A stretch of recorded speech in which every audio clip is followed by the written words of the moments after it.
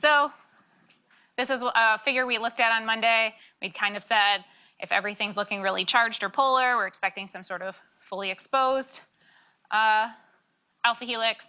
Amphipathic is the most common one you'll find. Most alpha helices will have this characteristic such that hydrophobic goes inside, polar stuff can go on the outside, or alternatively, in a channel, the hydrophobic side could maybe be facing tails, and the polar side could maybe be facing the interior of the channel to interact with polar stuff.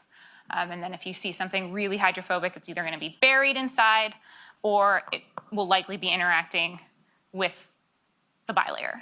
Okay? So again, just remember, sequence dictates structure, dictates function, and also is related to what location it's going to be in. Is this true, sequence to structure, for DNA?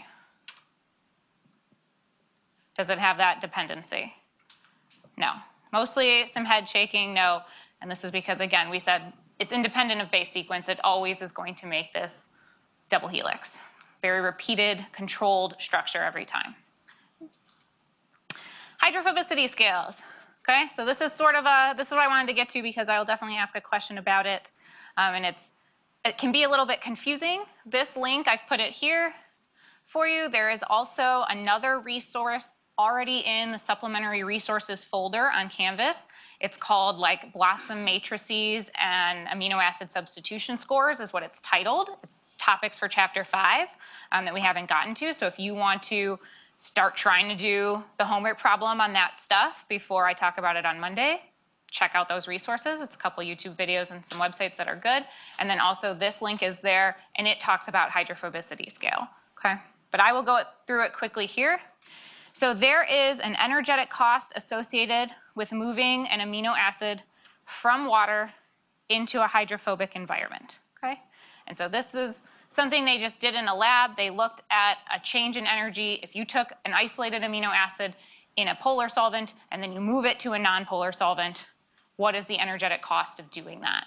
And so something that is charged or polar, you're going to have a positive change in energy.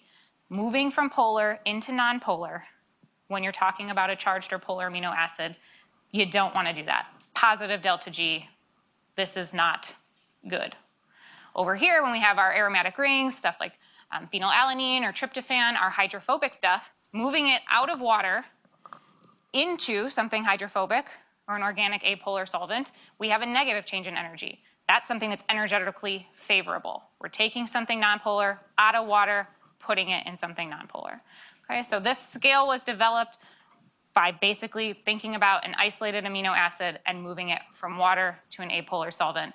What would be the energetic cost of doing that? Here's how the scale is represented in your textbook.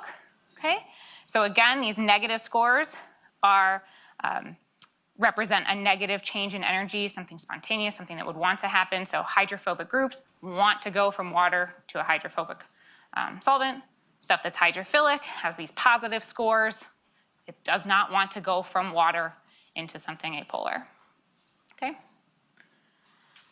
There's a lot of resources about this online. Another way that this will be, you might find it is hydropathy index is another way it might be. What you'll see is you might see the scale flipped over if you're looking for additional resources online.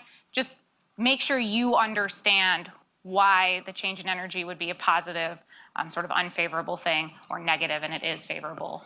And keep your own sign convention straight. Okay. So predicting helices and predicting transmembrane locations, one of the things you can do is look at every amino acid in the sequence and look at its hydrophobicity index. So everywhere where there's a negative score, we know we're talking about hydrophobic residues. And so long as you have something that's about 20 residues long, so you have very hydrophobic stuff, and you have about 20 hydrophobic things in a row, you have an alpha helix. And that's what's being shown here. These are the 5 different alpha helices interacting in this membrane. Okay? And so this was sort of the old school way of doing it.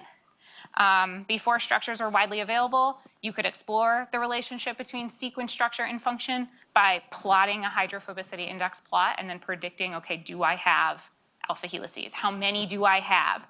If you see a plot that's only on this side or really wiggly along the here, I probably don't have any transmembrane alpha helices. I don't have enough hydrophobic residues in a row.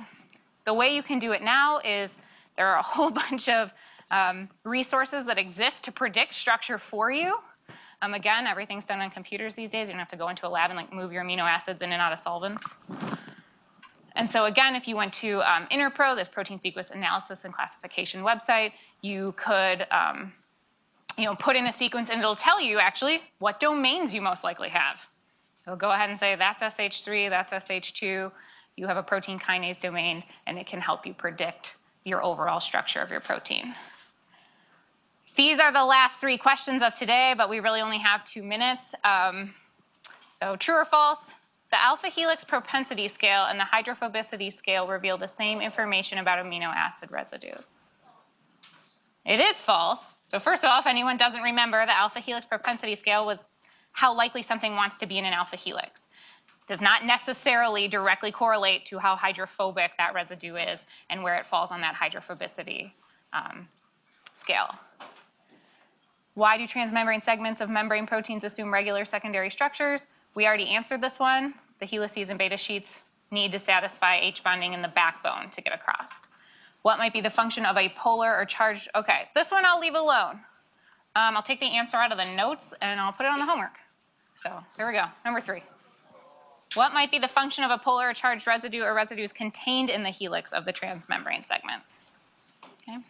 So I'm saying the part that's traversing the membrane, it's mostly hydrophobic, but there's 1 or 2, couple charged residues on it. What might they do? So, and